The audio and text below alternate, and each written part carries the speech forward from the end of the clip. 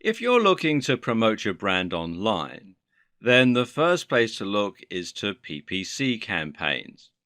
A PPC campaign is, of course, pay-per-click, and that means you pay each time a user actually clicks on one of your ads.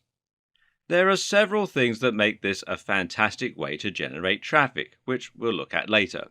For now, though, suffice to say that PPC gives you the precise control that any advertising campaign needs and allows you to build a perfect business plan with a precise advertising spend, target demographic, and profit margin. But when it comes to PPC, only one word will often come to mind: Google AdWords. Google AdWords is by far the biggest PPC platform and the one that most new marketers will go to first. But there are other options out there, and actually, focusing only on Google AdWords can be a big mistake for your campaign. We'll look in more detail at why this is in the coming videos, but suffice to say, Google AdWords is actually more expensive, more competitive, and less precise in many ways. And this is where Bing comes in.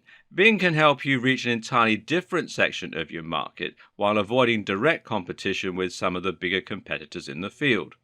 As we'll learn, Bing can offer you the perfect backdoor and can even help your rankings on Google. It's the perfect starting point for the small, lean business and a very wise backup source of traffic for all online businesses.